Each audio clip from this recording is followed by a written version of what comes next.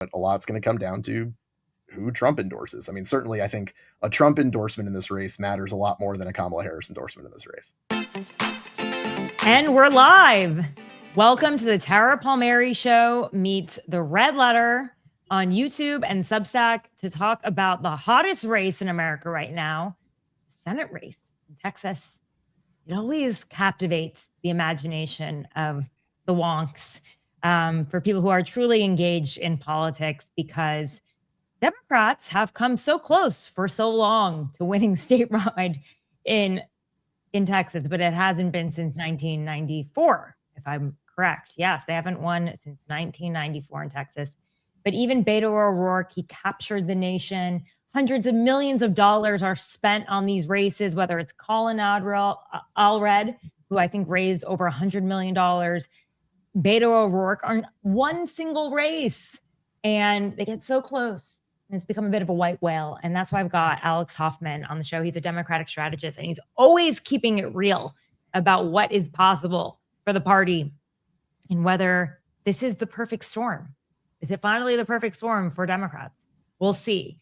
We're going to break it all down. We're going to talk first about how did James Talarico, a guy who really ran on unity rather than resistance, on a more moderate message than an anti-Trump message in Texas, how he was able to take back some of Trump's gains actually in Texas and to defeat Jasmine Crockett, who arguably had much bigger name identity and a larger following, and obviously a closer connection with the Democratic base, how he was actually able to win a primary. We're going to go into all of it and more. What does it mean? Next steps. Republicans, stick around. Leave your questions in the comment section, and we are going to put your questions up for Alex to answer, because he's the inside guy. He advises both candidates and donors on strategy and how to help Democrats win. Alex, thanks for joining the show. I want to talk about this. How did James Talarico beat Jasmine Crockett despite her profile and the Kamala Harris endorsement? Thanks for having me. And I think just to answer those two quick things, one, by being the better candidate, and two, I don't think anyone's ever going to convince me that Kamala Harris endorsement in Texas is going to be a good thing. I mean, last I remember, I think she lost Texas by 15 points. I'm not sure that helps. I mean, sure, Democratic primary, but I think that proved that didn't really matter. Last time you and I talked, I said something negative about Kamala Harris, and the first thing Fox News did was clip that and say that. So before I do say things about that, Fox News, if you're listening, happy to say that live. But I mean, listen, I think I know she just endorsed Talarico after he won. I think the best thing that Kamala Harris can do to help Democrats win is not endorse or say anything personally. But look, when it comes to Texas specifically, look, I think Talarico ran a great race. I think, first of all, he got out really early. Jasmine obviously jumped in a little later. Colin had to get out of the race for her to jump in. I think James really has done an interesting job weaving in faith and freedom and the flag and the three things that usually Democrats are told that we don't represent. And I think especially in Texas, those things actually really, really matter. And, it's nice to see that there are candidates out there that, don't have to just cede the ground to Republicans on that. But, frankly, I think the big difference maker is that, James was talking about Texas, right? I think, Jasmine's profile, and don't get me wrong, she's great, but Jasmine's profile is all about anti-Trump and, just all things that are negative to the MAGA administration and MAGA movement. And I think James kept it very Texas, which, to me is how you win. Yeah. Sorry about that. I just got cut out for a second from the show, and I've just had some technical issues, but I do think you're right. And I wonder if this is a sign that Kamala Harris should probably stop making endorsements for the party, or maybe she needs to choose where the right place for her endorsement should be. And maybe it's also a sign that she should probably sit out 2028. Yeah, I mean, I've got a lot of opinions and feelings on that. I mean, look, first, on the Texas side of it, I think at the very beginning of this, you mentioned white whale versus perfect storm. And like, I've been definitely on record saying that Texas has been the Democratic white whale for a really, really long time. And I think a lot of people looked at this race as, is this a perfect storm, right?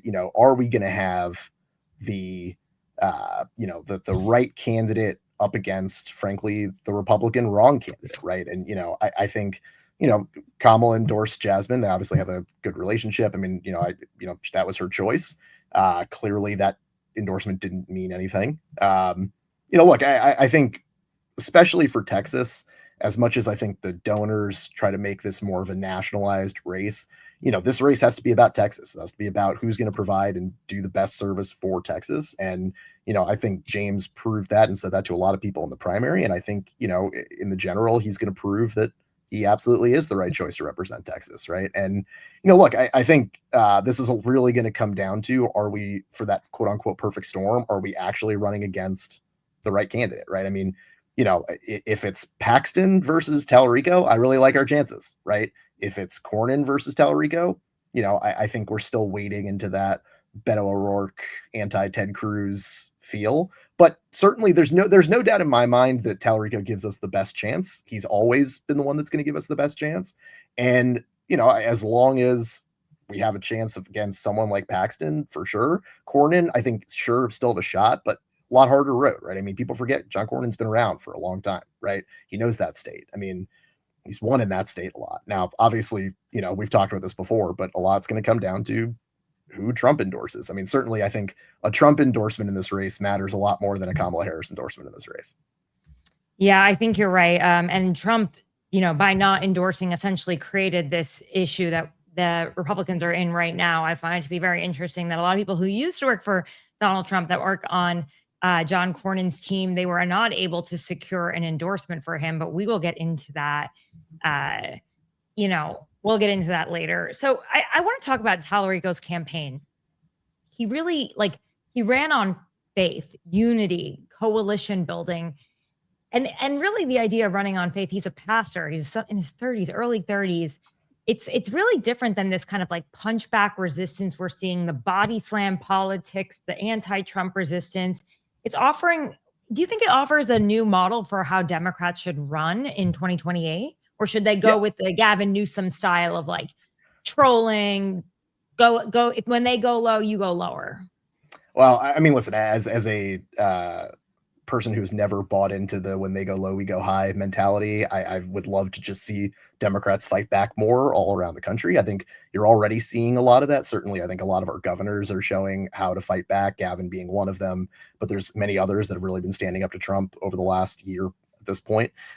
Look, I think James is a very different candidate, right? I mean, for Democrats to win in Texas, we needed something different, right? We needed someone who couldn't be painted as this, Democratic, quote unquote, woke, liberal, out of touch, anti-American, lack of faith candidate, right? We've been painted and tagged as that way too much, right? And, the fact that James can get up there and quote the Bible more than, pretty much any other Republican currently serving. I mean, that's a strong thing for us to have, right? I mean, I would love nothing more than for people to understand that just because Republicans say, or MAGA folks say, that they represent the flag and faith and all those things, doesn't mean that we have to cede the ground for that, right? We're just as patriotic. We're just as, devoted to our own faiths. I think if we had more candidates that looked like James in a way that, can get out of the stump and really connect with people at a personal level, I think that is a huge model that we should run on. I mean, now granted, there aren't necessarily James Talaricos in every single state, but, I think it's incumbent upon Democrats to find them, right? I mean, if we could have found James Talarico, 10 years ago and, did what Republicans do and kind of play the long game on some of these candidates where we really kind of position them to long-term be successful, who knows? I mean, I'd love to find candidates like James, not necessarily on just the faith or that side of things, but just generally that, around the country, we should be cultivating and putting into positions where we can make sure that they win in the long run. And, if that means that we lean more into certain messages that Republicans think is their own and that they have a monopoly on, so be it, right? Like that's the thing I like that I want to see about Democrats do, right? Like take the fight to them. Don't let them, define the ground that we're fighting on. Instead, we need to be able to say, no, we own those values just as much as you can. You can't claim the flag belongs to you, or that patriotism belongs to you, or that faith belongs to you. It has to be people deciding for their own which candidate really truly represents that. And like that's a great example going against Paxton. No one's going to tell me that in a James Talarico, James Paxton scenario that someone's going to look at Paxton and say, yep, that person definitely represents my values of faith and all these things. Like I just don't see it, right? And I think there's an authenticity to that that's been missing among a lot of Democrats. And I think James has that authenticity, right? So in that mindset, could that be a perfect storm? It's possible, right? But again, it's still Texas. I think we also need to consider the fact that James Talarico campaigned earlier. Like he didn't, he campaigned before Crockett, and while she came on the scene late and with a huge national identity and a huge national, name, he was laying the groundwork in places that she was not. But I wonder how much this exposure at the end from Colbert, when Stephen Colbert said that the FCC was telling him that they weren't allowing him to air the Talarico interview. Suddenly this guy, James Talarico, this 30-something who was in Jasmine Crockett's shadow overnight, raised $1.25 million. I mean, maybe that was a game changer. And then millions and millions of people had to watch this interview that couldn't be aired on CBS News, right? It was amazing. Like, what would you say that's worth in advertising, political advertising? It's tough to put an actual number on how much that probably was worth. I mean, the Colbert thing, no question, helped tremendously, right? I mean, I think, when I always think of Texas, I always think of Republicans want us to spend money there, because if we're spending money in Texas, it means we're not spending money in other places that we could be winning. And, look, maybe they did a calculation somewhere. Someone said to the folks at Paramount Skydance, hey, James Talarico's a big threat to us. We can't have him on. So maybe that backfired for them. I mean, they also could have seen it the opposite way, where maybe they thought, this was going to just create more division among Democrats. I think no one's going to really know what the backroom decision-making was on how that came out. But in the end, there's no doubt that tremendously helped James, right? I mean, I think that helped certainly on the donor side, right? Like, I think, let's be clear, you mentioned it. James was out very, very early. James was definitely around at various different counties and places that other people weren't, starting earlier. He also happens to be, a state representative, so he's always on the ground there. I mean, Jasmine obviously is in Congress, so, she has to be in Congress a lot, right? But, I think there's no question that James really, because he got out early, because he had a lot of this kind of infrastructure that's built around, by the time the Colbert stuff happened, I think it was like injecting jet fuel, right? Versus Jasmine. I mean, look, I think if you ask any other operatives kind of in the space at this point, I think there was a lot of stuff written about she was running a quote unquote unconventional campaign or non-traditional campaign. I think that was kind of code for not running a very good campaign. Look, I think she obviously tapped into pockets of voters that I think obviously are very, very important to James winning in the long run. I'm glad to see that she conceded. I'm glad that she endorsed him. I'm glad that she's saying that she'll do all she can, because we got to make sure the Democrat wins. There was a concern about that, for right, sure. Yeah, and listen, I hope she does that, right? I hope that she's the one knocking on doors in Dallas and in Houston, been making sure that all those folks are coming out to vote for James that may have voted for her. And listen, I mean, the thing that got pointed out last night, this voter suppression issue, I mean, that's a real thing, right? That's been baked into the cake to fight against Democrats for a really long time. And we saw great examples of it yesterday. And, I mean, it's just some of the things that James is going to consistently be up against, right? And, I think the more we can have real levels of Democratic unity here, where we're actually coming together and saying, hey, you may have voted for Jasmine before, but James, and you don't hate James, so you should get on board with James, because he's definitely better than Ken Paxton, and certainly better than John Cornyn by all metrics right now. So the hope is that the fact that James has already been out there in a lot of these counties that we don't normally go into And, now having won and frankly now having Jasmine's support, I think, that should hopefully carry him, right? But like I said, now it's about the other side, right? Now it's about, is it Paxton or Cornyn? Where does Trump fall in on that? Is that going to be the thing that leads us to this perfect storm, right? Is it going to be that we're up against a guy like Ken Paxton, who has a terrible record? The guy was almost impeached, like all these things, right? And he was getting divorced on biblical grounds. Right. Yeah, exactly. Right. Fraud. You could just list off the name. Oh, yeah. The guy is problematic. Yeah, I mean, he's a dream to run against if you're any candidate, let alone someone like James, who, I mean, again, as you see James, you can't really question his faith. You can't really question who he is. He's as authentic as it gets. But on the other side of it, you look at Ken Paxton and you go, hey, this guy's going to do whatever it takes to win or just suck up to Trump in any way, shape, or form. And clearly we can't trust him. His people in his own party don't trust him, right? Like, I think if that's the guy that James is running against, I think we got a great shot. Yeah. And you didn't think that there was a great shot with Beto, and you thought that was a white whale then. You thought the same thing.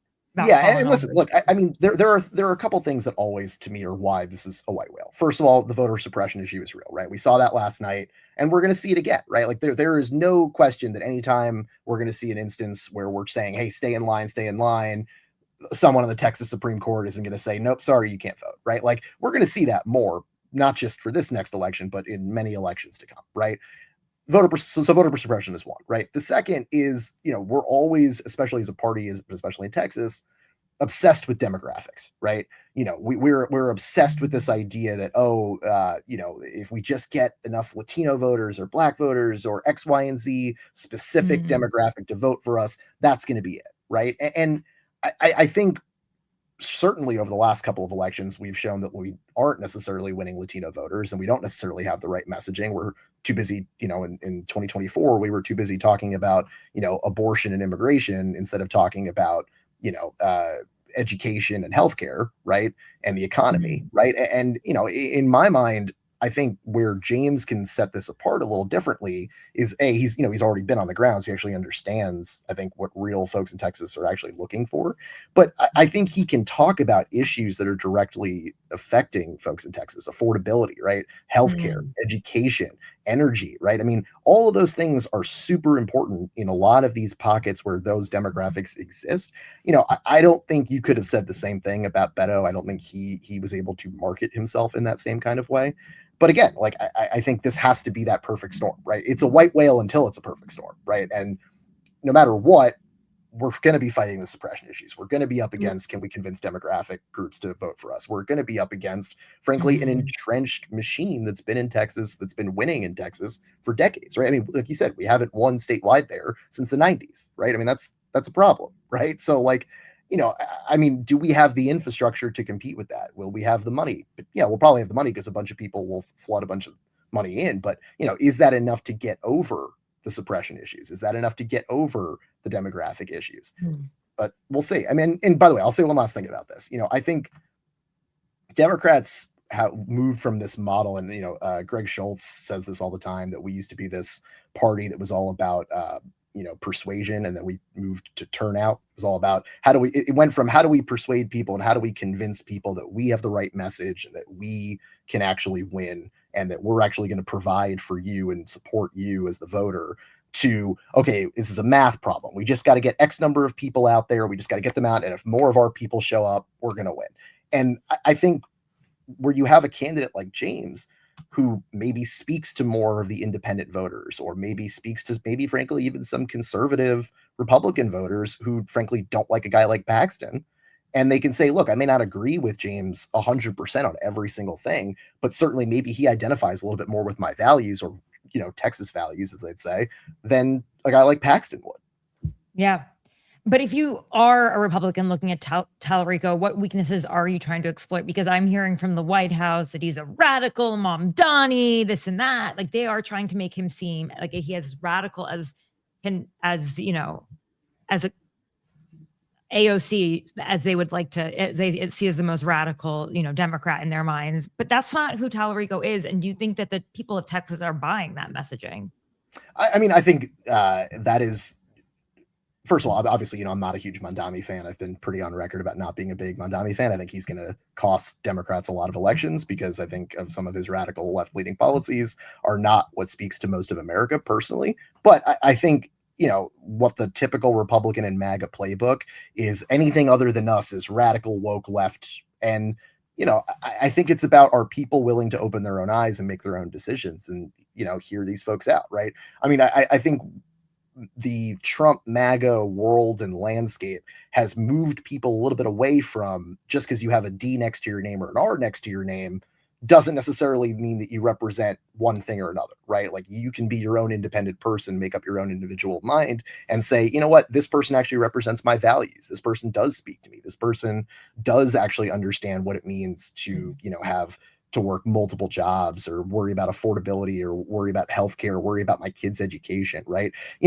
I think we're starting to see in certain places around the country, and Texas could be one of those places, that maybe a guy like James is appealing because, he understands and can speak to my own values, right? I mean, again, I think they're going to try to paint not just him, but any Democrat as this woke, left, liberal, whatever, Mamdani-esque figure. But I think I give a lot more credit, hopefully, to the average American voter who hopefully can make up their decisions for themselves and not fall for the trap, right? I mean, if you're seeing on social media, if you're meeting this guy, I think those are two totally different versions of what you're hearing, right? There's the version that MAGA Trump land want to, try to say he is, versus when you actually hear from him or meet him, you go, that doesn't sound like what you're describing. Like, I've never heard this guy, a super woke left Democratic, whatever, quote a verse from the Bible and talk about how that's why we should be, understanding things about our neighbor and, treating everybody with respect and, making lives better for people instead of harder for people, right? I mean, I think he had that great line about, like we're talking about the wrong 1%, right? Like, talking, the folks on the Republican side are going to always want to talk about the transgender issue or talk about, Muslim ban X or whatever it is. And he's like, we're talking about the wrong 1% here. I mean, like, that's a great line that I think has stuck with a lot of people that James used. And I think as much as Republicans are going to try to paint that, I think it's going to be hard with a guy like him. You always see Democrats doing better when they pick preachers in red states. Who's the I'm blanking on his name. Raphael Warnock in Georgia is a great example. Georgia. It's sometimes like I do think when they pick preachers, they tend to do better because they resonate with the community in ways, and I don't know. It just seems like there seems to be a trend there.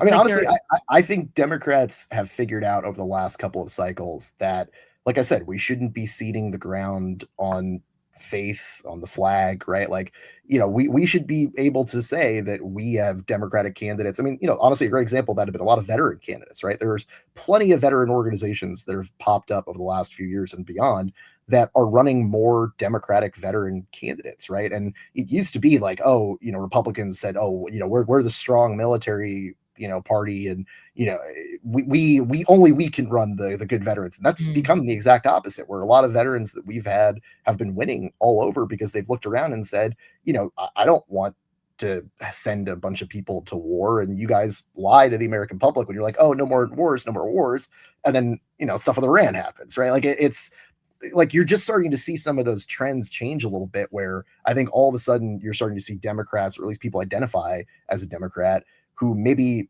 10, 15 years ago wouldn't have said the same thing, right? And, whatever expands our tent and brings in more of the independent centrist, voters that are out there, I'm good with that, right? And then that's how you win places like Texas and other states that we have a harder time winning, right? I mean, I don't think going super left wins in places, right? I mean, sure, Mamdani in New York, yeah, New York is a liberal bastion, right? It's New York, right? Of course. But no one's going to convince me that you could run Mamdani in Texas and win, right? Like, I don't see that. Yeah. It's interesting, though, because stepping away from all of this, it's the money, right? When Beto was in the race, it forced Republicans to spend a lot of money on Ted Cruz. It also ended up, causing Democrats to waste a lot of money on Beto. It goes both ways. I guess they sort of cancel themselves out when you think about it. But do you think Talarico is going to force Republicans to spend real money to defend Texas this cycle, regardless of who the candidate is? I mean, well, first of all, I mean, Republicans are already spending money, right? Because I mean, they were either spending money on Cornyn or Paxton or both, right? I mean, certainly some people were definitely spending money on Wesley too. But I think, look, I think normally my answer to this question would be, if I didn't think we had any shot in any chance and there wasn't a chance of a perfect storm, my answer would be stop worrying about Texas, don't pay attention to it. And, we've got 36 governors races that are coming up. If you're worried about the Senate, you should look at North Carolina and Maine, Alaska, Ohio. We got to protect Georgia. We got to protect seats that have, open primaries right now for New Hampshire and Michigan, things like that. Right. I think that still remains true, right? Like, I mean, I will say I advised plenty of donors who did, some of which donated to James and are supporting James, but there are plenty of them who I think also are very hesitant to jump into a Texas Senate race, right? Like they would rather probably put money into these 36 governors races or North Carolina with Roy Cooper or, whoever shakes out in Maine, Alaska, things like that. And, look, I think what Republicans have done a masterful job of, and you have to give them credit, right? They've done a masterful job of getting Democrats to spend money in states and races that we don't have a chance of winning, right? The Beto example was a great example where we dumped God knows how much money into that race. Over that 100 million, spent, yeah. Right. And like the logic always becomes, if we didn't spend all that money there, could we have spent it somewhere else and actually have won in those places, right? Now, look, 26 is a weird version of that, right? Because, we have to win the House, and there's a ton of districts that we could win. Obviously, with all the gerrymandering fight that's happened, right? We really need to take the House, and it's our best chance to really put a check on the Trump administration by winning that House, right? I think the governor's races are just as important, given that, I mean, we have seen that governors have been the ones that have been standing up to this administration since day one, whether it's filing lawsuits or, frankly, like doing stuff they need to do in their own states, dealing with the ICE insurgency and all this other stuff that's happening. I mean, those races are critical and super, super important for us. And, I think to certain donors, they're saying, well, I could put money into X governor's race and that's protecting an entire state versus putting it into a Senate race that we might or may not win. Right. And I think that's the question mark. I think if we can get us into a position where, again, this perfect storm does happen, where maybe it is Paxton and it's Paxton versus Talarico, and Republicans come out of that runoff super bloodied, a lot of bad blood. James can kind of be this middle of the road, you don't like either of them, or maybe you don't like them enough that you want to show up for them, and we get all of our folks out. I think then, yeah, like I said, in that situation, that could be money well spent. But again, that's requiring a lot of things to go right. Versus, North Carolina. If you dump a ton of money into Roy Cooper's race, I think we have a really good chance at North Carolina, right? No one's going to tell me that we don't have a better chance in North Carolina and Maine than we do in Texas, right? We just do, right? But it's about priorities. It's about making sure that we have the right money put all over to win everywhere. I mean, look, I'd love for the Democrats' idea of that 50-state strategy to be a thing and be real and successful. But, we also have to be smart and practical about how we use our resources and where we use our resources. And, I don't think we were smart and wise in how we've spent it in Texas in the past. I don't think that by putting it into certain races in the country that we've been previously, that we've done a good job spending money. I think it's about, can we do that correctly this time and potentially win? Yeah. I am wondering, though, the Trump factor of it all. Once he puts his finger on the scale, whether it's for Paxton or Cornyn, is that going to make it much more difficult for Talarico? Or can we assume that Talarico has taken back Trump's gains in parts of Texas with Hispanics and that it really won't have that same impact it's had in prior elections? I think if you asked a lot of folks on the other side of the aisle, they thought for sure it was a done deal. He was going to endorse Paxton. It was going to be a thing. And then, I mean, yeah, it was really, really close. But Cornyn, by all accounts, whether it was on the polling side or just turnout wise, Cornyn in the end, surprised people, right? He did better than people thought he was going to do. I mean, look, I quote that line about Trump always loving the winner's side of things, right? I mean, Trump loves a winner, right? I think the reason that Trump never endorsed anybody yet is because he doesn't want to back the person that doesn't win, right? Now, obviously, I think whoever he picks probably ends up winning the runoff, right? Whether that's Cornyn or Paxton, I think whoever he picks is going to win the runoff, right? Now, I think just because that happens, the smartest thing that Democrats can do is then not make this race all about Trump, right? I think Mhm. where Jasmine, I think, may have, misstepped a little on that was making this race all about a reboot to Trump. And like, I think this has to be about Texas. It has to be about, does John Cornyn or Ken Paxton have the best interest of Texans at heart, right? Versus James Talarico, that I think makes a pretty good case that he cares about the people of Texas and that this isn't all about Trump, right? I mean, sure, it's going to make a difference on the Republican side, but to the independent and Democratic voters in that state, I mean, I think it's about, gas prices are going to be what they are, Mm. price at the grocery store is going to be what it is. Healthcare is going to be what it is, right? I think, the right person messaging that they can be the one to actually help serve the people of Texas that way versus the, I'm going to bow down to Trump. Mm. That's not the right message on the Republican side. I think you're going to see that the second after Trump throws his support behind one person, they'll use that to, obviously get a bunch of money that gets thrown into that one person. They'll use it to help with certain turnout come election time. But really, I think they're going to then pivot to just starting to attack Democrats and attacking James. It's not going to be about, oh, vote for me because I'm the biggest MAGA loyalist. That's just to win the runoff, right? That's not going to be how it is for the general, right? Just for the Yeah. runoff, they have to prove who's the one that's the anointed one, as they'd say, by Trump. But it doesn't really matter. Yeah. I mean, it's interesting because the Kamala Harris endorsement didn't work in the beginning. It didn't work for Jasmine. And do you think that if Talarico goes even further and he sort of rejects the establishment of the party, he hasn't done that yet, but to go after Biden, to go after Kamala Harris, which do you think that will help him in the general election? I don't think he needs to. I think, like I said, I think the more he talks about Texas and Texas values and talks about what's going to help the people of Texas, the better chance he has, right? Like I said, I view Kamala Harris as completely irrelevant to this race. I think, there's no point in talking about Biden or the other stuff. Like in the end, like, as much as Trump wants to blame Biden for every single thing that goes wrong or is going wrong with his administration, I mean, a lot of these things are his own doing, right? Like Joe Biden didn't decide to bomb Iran and then now seeing what gas prices are, right? Like Joe Biden didn't decide to, send ICE to all of these cities and, cause a lot of backlash, right? Like Joe Biden, uh, isn't mentioned, what is it, 36,000 whatever times in the Epstein files, right? Like it's these are all things that have nothing to do with Joe Biden and frankly nothing to do with Kamala Harris either. That like this idea that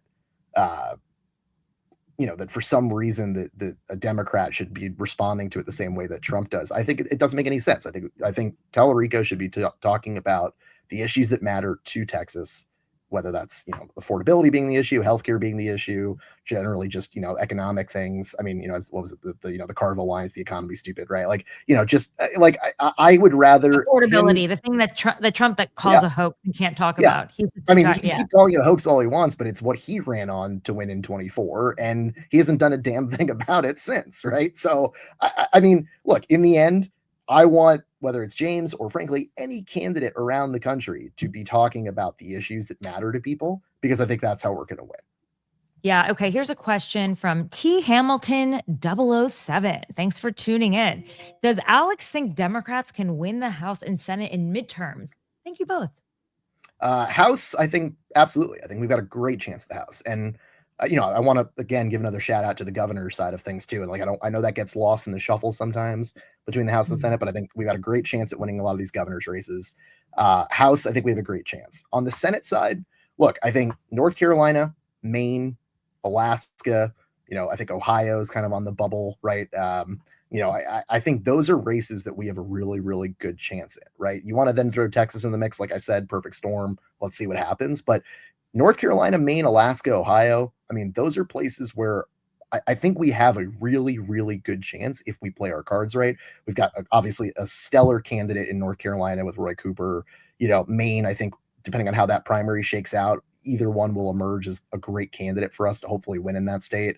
And, I think Alaska, certainly I think we've got a chance there. Ohio, look, Sherrod Brown running again. It means that that's a real thing. I wish more people would have paid attention to Ohio over the last few years. I mean, certainly, look, I would have loved for a guy like Tim Ryan to have run for governor there and have been on the ticket for that at the same time. But certainly, I really think, that's a state that if we're talking about where affordability matters and we're talking about where some of the impacts of some of the things that Trump has done, Republicans have done over the last few years, Ohio definitely feels it. I think a guy like Sherrod Brown definitely understands that, and I think, that's something we should look at. But then again, like I said, we got to hold on to Georgia, right?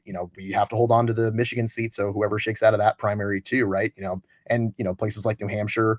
So, I would say the range for us on the Senate side is anywhere between 49 seats and 51 seats, right? Wow. I think 49 is the low end, and I think 51 is the high end. I don't think we're going above that. Okay, here's a question from Jesus Costa. Will the Republicans be able to come together after a bruising primary? Great question. I assume this is speaking just to Texas, right? I mean, look, I think what's the old adage that Democrats fall in love, Republicans fall in line, right? I think that has been a consistent thing that has happened. Certainly, I think the MAGA stuff has definitely thrown a little bit of a wrench in that normally, but it's hard for me to imagine that regardless of who wins in Texas, that the Texas Republicans don't, come together and say, okay, great, time to go beat the Democrat, right? I think it also depends on who is at the top of the ticket, right? And, who Trump picks, right? I mean, if Trump goes with Cornyn, well, Cornyn's been there forever, right? And he is the tried and true person there. I think a lot of people who would have been Paxton supporters, I think they will go with Cornyn because of that. I think it's the other way around, though, of like, do Cornyn supporters necessarily go with Paxton, right? I mean, I think obviously, they're much more traditional Republican, right? They are the Establishments. right. They are the establishment Republican, right? Do they go with it? I mean, that, to be clear, that same establishment type of Republican wanted Ken Paxton gone only a year or two ago, right? So, I mean, this idea that like they're going to get behind him, maybe. I mean, I think most of them are going to get in line behind the Republican because that's what Republicans do. But I'd love to pick away at some of them to not necessarily come out and vote for James, as great as that would be. Don't get me wrong. Like if they want to hold their nose and say, I don't agree with him all the time, but I can agree with him 70% of the time, and that's better than Paxton, I'll take it. But I'd also happily take that they just stay home and don't vote. Right. Like, I mean, choose the couch, kids. Right. Yeah, absolutely. Right. I mean, I mean, I don't have a problem if a bunch of them want to stay home because they're mad that their Republican candidate didn't win. That's fine by me. Whatever helps us win. Yeah, I mean, 2 sets of voters already rejected Cornyn in the first round of voting, and is that really survivable? Yeah, I mean, I mean, and it's a good way to think about it, right? That like, however many votes Paxton got, however many votes Wesley got, right? Those were people saying, I would rather have one of these people over John Cornyn, right? Now, you can argue that just because of that doesn't mean that everybody who voted for Wesley wants to then have Paxton, right? I mean, that's true. A lot of them may have just said, I don't want John Cornyn, but I definitely don't want Ken Paxton, right? Like, I think there's plenty of people on that side that probably think that. And it's a question of, okay, do those folks go one way or the other? I mean, I can see a bunch of those voters going to Cornyn. That wouldn't shock me, right? Because in the end, they may not love Cornyn, but if they hate Paxton, they're like, well, that's a bridge too far for me. But like I said, if they want to stay home, I'm also fine with that. If you had to put money on the runoff today, who wins? Whoever Trump endorses. But I mean, like I said, I think Trump wants a winner, right? I think it would be hard for me to imagine after Cornyn outperforming that he doesn't now have a window to get Trump's endorsement and win. But I also like, it's such a wild card because I think it's all about who whispers and says the right thing at the right time, right? I mean, the thing that obviously Ken Paxton has been running on has been that like, I'm the true MAGA loyalist. I'm the true MAGA, whatever, right? And I mean, how much of this is a loyalty thing versus a winning thing, right? And by the way, yeah, Cornyn and them may have, bashed heads on a couple of things here and there, but overwhelmingly Cornyn's voted with Trump's stuff over almost every time, right? So like, I mean, you can't really say that Cornyn hasn't been a Trump and MAGA loyalist either, right? By that regard. So like, I don't know. I think it's hard for me to imagine that he doesn't want to pick the winner in this race because he hates losing, as we well know. So I don't know. I mean, like, I think if I'm the Democrats looking at this, I don't want it to be Cornyn. I want it to be Paxton. Right. And I think if me as a Democrat is saying that, I think the smart people are saying, well, then maybe he should be just like they were hoping it would be Jasmine. Right. They were hoping Jasmine. But here's the thing. I find it because I know the swamp very well. Jeff Rowe is an enemy of Chris LaCivita. Chris LaCivita was Trump's co-campaign manager, former co-campaign manager, who's working with John Cornyn.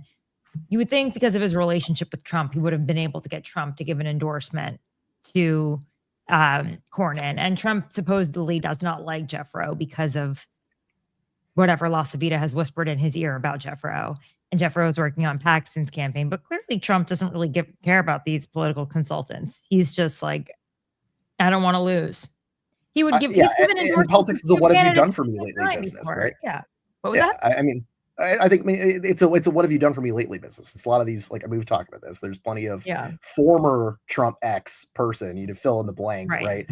I mean, do we think that Donald Trump is calling up former whoever and saying, hey, what do you think about this? No, of course not. He does actually. He's a little weird like that. He does have reporters for sure. I don't know about if every single former Trump ever person who's in the weeds on campaign. Well, it just tells you the relationship. It shows you how close they actually are to Trump. And in Washington, everyone is selling access. That is what their business is.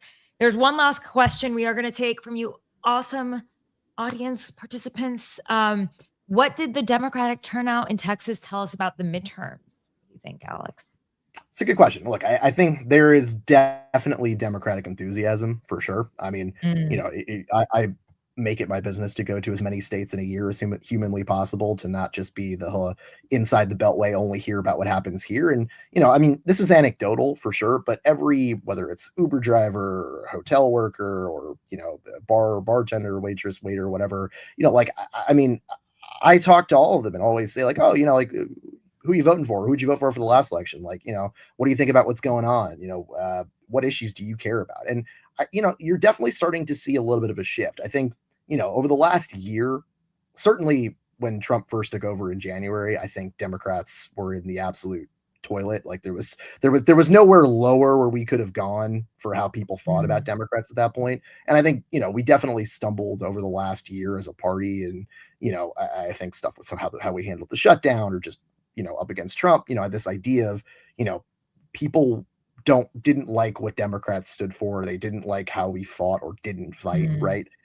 I think that over the last certainly 4 or 5 months, that's definitely changed. Right. I think people are starting to see Democrats actually standing up for things, starting to really fight, starting to really say, this is not what you were promised and they lied to you. And this is just a giant grift on the Republican side. And I think Democrats are starting to finally get that if we talk about the issues that matter, if we focus on those issues that matter, if we put up candidates that are authentic and, actually represent these folks, and if we don't take the bait, frankly, and run down every single rabbit hole that they throw at us, that chances are that Trump and the Republicans are going to do enough to kind of bury themselves and say enough stupid things or do enough stupid things that people are going to go, whoa, I didn't sign up for this. Or like, that's definitely not what I want. And like, at least the other side is talking about things that I care about. Right. I think, one of the things that we've talked about with folks previously and a lot of my donors have cared about, I mean, there's been a ton of special elections since Trump took over and Democrats are winning there all the time. Right. It's all around the country. We've been winning those special elections. Right. Now, look, you can argue that we're a lot better as a party when, the eye of Sauron focuses on one specific thing. And sure, that's a really good criticism. But I think that we're winning in places in these special elections that we don't necessarily normally win in. And that's a direct reflection on Trump and the Republicans and how they're quote unquote governing or not governing. Right. So, I think Texas and these special elections and other places around the country are just representation that I think people are pissed. I think, I've got one donor that always says that people are broke, scared, and pissed. Right. And I think that's a really good thing to understand what the average person in America thinks and feels right now. And I think Democrats are showing that they're the only party that's really focusing on ways to help people versus, either trying to get rich off the American people or off some giant grift or, not releasing things like the Epstein files or dropping a bunch of bombs and starting another war in the Middle East. I think as a national party, they've had a hard time actually coming up with any great ideas except anti-Trump resistance. But I do think you're right within the states and within these candidates are the ones who are Yes. speaking to the people on the ground. At a national level, I haven't seen anything too inspiring or too great coming out of No, Congress I or mean, from the parties. there's that line consistently that about Democrats that I use all the time is that we're really great at snatching defeat from the jaws of victory, right? So, like, just to be clear, this isn't over, right? Like, just because we had a good showing and we got the right candidate in Texas doesn't mean that we necessarily win Texas, right? It also doesn't necessarily mean that we win the midterms. Like, we have a lot of work to do, right? We have a lot of money that needs to be raised. We have a lot of messaging that needs to be done. We have to keep fighting on the ground in these states and doing what matters. But, like I said, as long as we keep putting up the right candidates, talking about the right issues, and as long as Trump and the Republicans on that side keep doing what they're doing, I think we have a really good chance, right? And, look, I don't want us to then get into that mindset of, okay, now we should just pat ourselves on the back and we all, get to say mission accomplished, we're all good and done here. Like, no, because then we got 28 and then we have to focus on 30 and 32, right? Like we need to be the party that doesn't just always live in win now mode, right? I mean, I'm obviously a big sports fan, and I always, I happen to root for certain teams that are always in win now mode, right? And that's great for sports, but it's not great for politics, right? I mean, if we're always in win now mode versus like how do we build for long term success, that's how you get to where the Republicans were, right? Like Trump becoming president in 2016 was after decades of long term planning, right? The idea of Project 2020. Oh yeah, not necessarily Trump, but Republicans itself. Think about it. The Tea Party. I Yeah. think it was. I mean, I actually think that was born out of chaos. I don't think that was born out of strategy. No. I think Trump was a vessel for what showed up in 2016. Did they think in 2016 it was going to be Trump? No, they were like, it's going to be Jeb Bush or Ted Cruz. There's going to be one of these guys are going to be the guy, right? Like they didn't think it was going to be Trump. He became a vessel that inherited decades worth of serious infrastructure and long-term planning that the Republicans did, right? We haven't had a version of that. I mean, listen, Project 2025 is a great example. That's not something that just came out of thin air. That's something that's been worked on for a long time, right? That's long-term planning. Democrats, like, we need to be in that mindset and that mentality. I want us to win the midterms, absolutely, but then we got to figure out how do we win the next one, and plan that out. You're actually exhausting me right now. Alex, thank you so much for coming on the show. I can tell from everyone who's commenting, they are really enjoying it. And I thank you all for joining. And the way to support this show is to hit the subscribe button, follow the red letter, follow me on the TaraPalmeri.com, become a paid subscriber. You can get my exclusive reporting straight to your inbox, support independent journalism. And that is how you can never miss out on all of my great work and my great guests like Alex, who always keep it real with me. And that is a great thing. The conversation that we are having right now, the same conversation that we would be having over the phone. And I only choose guests that I know are going to keep it real. We don't need spin. So that's right. Thanks to all of you. And we'll do this again soon. Bye. Looking forward to it.